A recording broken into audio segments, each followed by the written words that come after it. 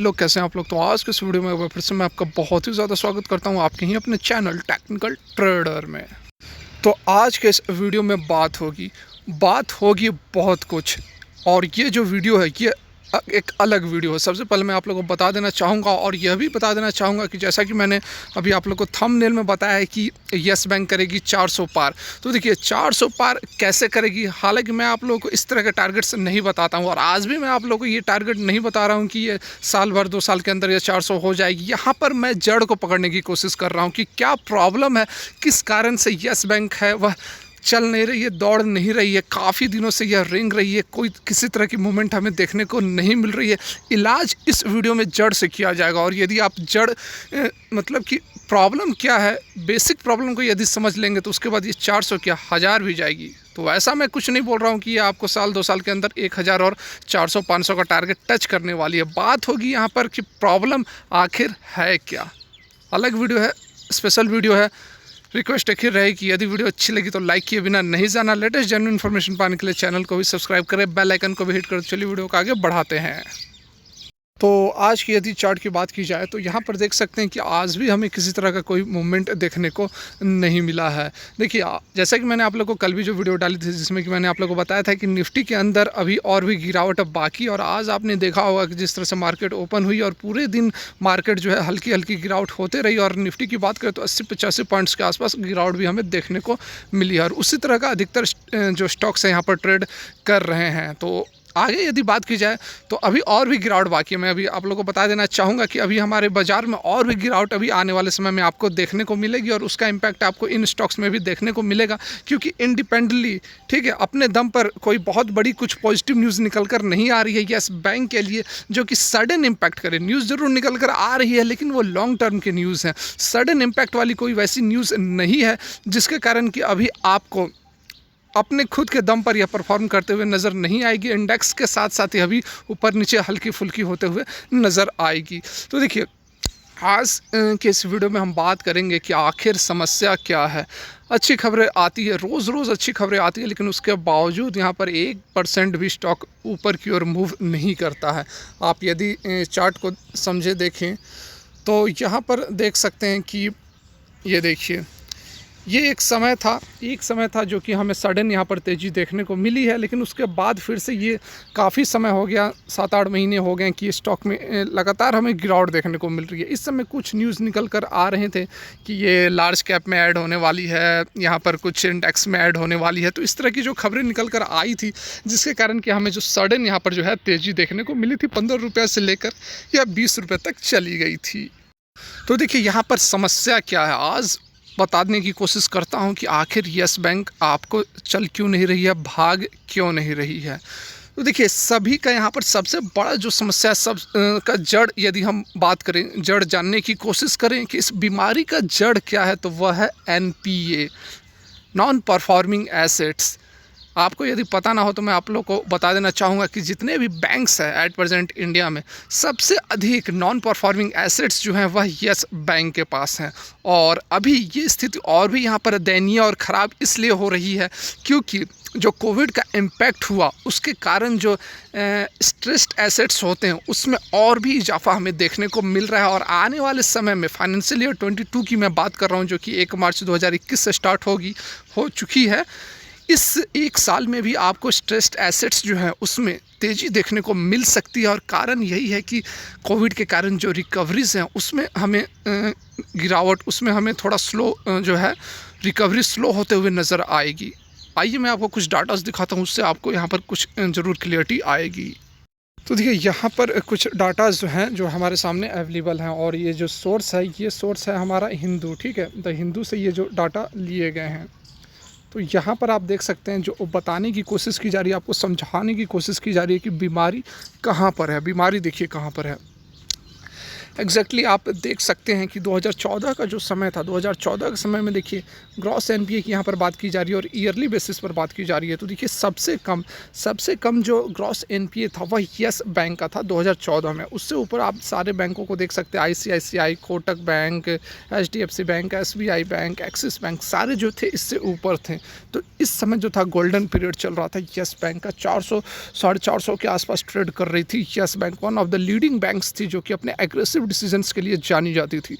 लेकिन उसके बाद जिस तरह से समस्या शुरू हुई, एनपीए की जो समस्या शुरू हुई, और वही समस्या अभी तक इस बैंक को लेकर डूब रही है। यहाँ पर आप देख सकते हैं कि उसके बाद जो हमें सडन जो तेज़ी देखने को मिली, यहाँ देखिए आप 2018 के बाद से देखिए क्या सडन हमें जो है यहाँ पर जंप देखने को मिला है एनपीए में। और 2020 आते आते आप देख सकते हैं कि सबसे अधिक 7.39% जो है एनपीए, ग्रॉस एनपीए हो गई, और बाकी अदर जो बैंक्स हैं उनकी जो एनपीए है इससे नीचे ही रह गई। तो ये आप देख सकते हैं कि 6-7 सालों में किस तरह से यस बैंक को बर्बाद किया गया। और यही कारण है कि अभी भी यहाँ पर यदि बात की जाए टोटल एनपीएस की, ग्रॉस एनपीएस की यदि मैं बात करूँ क्वार्टर ऑन क्वार्टर के बेसिस पर जो हमारा रिजल्ट्स आया था अभी Q4 का, उसमें भी एनपीए जो है वह बढ़ते हुए नज़र आ रहा है। तो यहाँ पर आप देख सकते हैं Q4 के रिज़ल्ट्स, और इस पर हम फोकस कर रहे हैं एनपीए पर। तो देख सकते हैं यदि हम एनपीए की बात करें तो ग्रॉस एनपीए की यहाँ पर नेट एनपीए की बात करेंगे, जो डी कॉलम है, इसमें आप देख सकते हैं कि 5.88% नेट एनपीए है। और पिछले क्वार्टर में, मतलब कि दिसंबर क्वार्टर में 4.04 था, और उससे पिछले साल से मार्च क्वार्टर में यहाँ पर 5.03% थी। तो आप देख सकते हैं कि यहाँ पर जो है हमें सडन जंप देखने को मिल रही। पिछले क्वार्टर से कंपैरिजन की जाए तो अच्छी खासी हमें यहाँ पर वृद्धि देखने को मिल रही है नेट एनपीए में। और यही एकमात्र कारण है यस बैंक जो आप देख रहे हैं कि पिछले 6-7 महीनों से लगातार इसमें प्रेशर बना हुआ है, लगातार स्टॉक जो है एक ही रेंज में ट्रेड कर रही है। तो कारण क्या है, देखिए मेन जो जड़ यही है, बीमारी यहीं पर है। जो एनपीए है, नॉन परफॉर्मिंग एसेट्स, जैसा कि आप सभी जानते हैं कि लगभग यहाँ पर 30,000 करोड़ के आसपास का टोटल एनपीए है, और जिसमें से कि 90% जो है वह कॉरपोरेट एनपीए है। मतलब कि जो बड़े बड़े इंडस्ट्रियलिस्ट होते हैं उन्होंने ही पैसा डुबाया हुआ है। 25,000 करोड़ के आसपास का यहाँ पर जो है कॉरपोरेट एनपीए है, और केवल मात्र 900 करोड़ जो है वह रिटेल और एमएसएमई, मतलब कि छोटे और लघु उद्योग जो करते हैं, जो छोटे बिजनेस करते हैं, उनके द्वारा केवल 900 करोड़ के आसपास का यहाँ पर एनपीए है।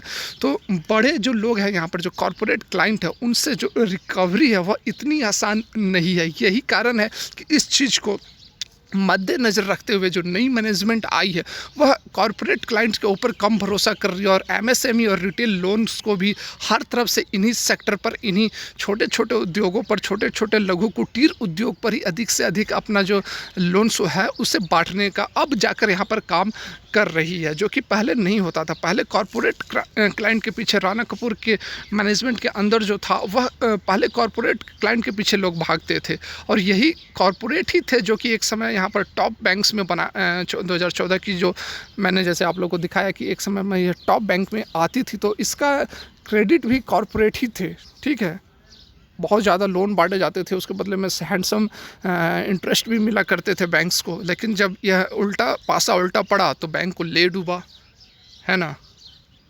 और यहाँ पर एक चीज़ और भी आपको समझना काफ़ी ज़रूरी है, जैसा कि Q4 में कुछ लोग कह रहे हैं कि यहाँ पर जो है Q4 में हमें 3700 करोड़ के आसपास का जो है लॉस देखने को मिला, और पिछले क्वार्टर में 150 करोड़ के आसपास प्रॉफिट देखने को मिला था। तो जिसके कारण यहाँ पर की जो समस्या है, क्योंकि यहाँ जो नेट हम डाटास की बात करें, जो लोग देखते हैं, जो फिगर्स की बात करते हैं कि नहीं यहाँ पर तो लॉस हो रहा है, तो बैंक ठीक नहीं है, तो यहाँ पर देखिए जड़ जो है वह फिर से एनपीए ही है, नॉन परफॉर्मिंग एसेट्स ही है।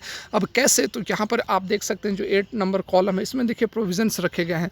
5,200 करोड़ के आसपास के प्रोविजंस रखे गए हैं, और पिछले क्वार्टर में देखिए 2,198 करोड़ के ही प्रोविजंस रखे गए थे। तो 138% का जंप है पिछले क्वार्टर से इस क्वार्टर में। प्रोविजंस क्या होते हैं, पैसे रखे जाते हैं, फंड्स रखे जाते हैं किसी भी आपदा से निपटने के लिए। तो यहाँ पर प्रोविजंस क्यों रखे गए, प्रोविजंस इसीलिए रखे गए क्योंकि जो एनपीए है वह अधिक बढ़ने की उम्मीद है आने वाले समय में। तो उससे निपटने के लिए यदि प्रोविजंस नहीं रखेंगे तो फिर से जो बैंक है वह फिर से यहाँ पर संकट की स्थिति में आ सकती है, जिस तरह से मार्च 2020 में आई थी। यही कारण है कि जो प्रोविजन से अधिक रखे जा रहे हैं और इसी के कारण जो नेट प्रॉफिट है वह हमें लॉस में देखने को मिल रहा है। पिछले क्वार्टर में जो 150 करोड़ के आसपास का जो प्रॉफिट था, कारण था कि जो प्रोविजंस थे वो आधे रखे गए थे, जिसके कारण कि नेट जो है प्रॉफिट हमें देखने को मिला। तो इस क्वार्टर में जो लेटेस्ट क्वार्टर, इसमें यदि हमें 3700 करोड़ का लॉस है तो लॉस कोई मैटर नहीं रखता है, मायने रखता है एनपीए। बात को समझ रहे हैं? तो यहाँ पर समझने वाली बात एक ही है कि सारा कुछ डिपेंड करता है एनपीए में और फंड्स पर। अधिक से अधिक फंड्स की अभी ज़रूरत है बैंक को। जितना अधिक फंड्स आएंगे बैंक के पास, उतना अधिक यहाँ पर जो है कंपनी जो है, जो बैंक है, उतनी अच्छी से रन कर सकती है। तो उसी के कारण था कि अभी 10,000 करोड़ का फिर से फंड रेज किया जा रहा है। तो इसका इम्पैक्ट आपको आने वाले समय में देखने को ज़रूर मिलेगा। लेकिन यहाँ पर जो एनपीए की बात यदि की जाए तो एनपीए की जो रिकवरी है उसमें थोड़ी डिले हो सकती है, क्योंकि जैसा कि मैंने अभी आप लोग को बताया कि कोविड के कारण जो है वह अगर बिजनेस ही नहीं चल रहा है, जिसने लोन लिया है वो अपनी दुकान ही नहीं खोल रहा है, अपनी वह जो काम करता है वो काम ही नहीं कर पा रहा है, तो आपको लोन कहाँ से देगा। तो यही समस्या है कि एनपीए की जो रिकवरी है वह अभी फाइनेंशियल ईयर 22 में भी थोड़ी हमें प्रॉब्लम में देखने को मिल सकती है। यही कारण है कि यहाँ पर जो एनालिस्ट्स हैं वह भी थोड़ा बहुत निगेटिव नज़र आ रहे हैं येस बैंक को लेकर। लेकिन ऐसी बात नहीं है। मैं आप लोग को यह भी बता देना चाहूँगा कि जिस तरह से मैनेजमेंट काम कर रही है और जिस तरह से रिकवरी हमें देखने को मिल रही है, आपको वेट करना पड़ेगा, धैर्य रखना पड़ेगा। और यदि आप वेट नहीं कर सकते हैं तो येस बैंक से आप एग्जिट कर ले, यही आपके लिए बेटर ऑप्शन रहेगा। अदरवाइज़ आप अगर चाहते हैं कि आपको क्विक रिटर्न्स चाहिए तो आप येस बैंक छोड़ो, आप किसी और स्टॉक्स में, ऐसे ही स्टॉक मतलब इसी लेवल के स्टॉक में इन्वेस्ट करो, वो आपको कॉम्परेटिवली अच्छे रिटर्न दे सकता है। क्योंकि येस बैंक की जो प्रॉब्लम है मैंने आप लोग को समझा दिया। और यदि बात करें कि अभी बहुत ही जल्द आपको किस तरह के टारगेट्स देखने को मिल सकते हैं, तो ये तो ऑपरेटर ड्रिवन स्टॉक फिलहाल बना हुआ है। तो जो सडन यदि टारगेट की बात करें तो आपको 18, 19, 20 रुपये का टारगेट आपको कभी भी देखने को मिल सकती है, क्योंकि कभी भी आपको इसमें एक सडन तेज़ी जो है देखने को मिल सकती है। तो फिलहाल आज की वीडियो यहीं तक अच्छी लगी तो लाइक किए बिना नहीं जाना। लेटेस्ट जेन्युइन इन्फॉर्मेशन पाने के लिए चैनल को भी सब्सक्राइब करें, बेल आइकन को वेट कर देखने के लिए बहुत बहुत धन्यवाद। ईश्वर करे आपका दिन मंगलमय हो।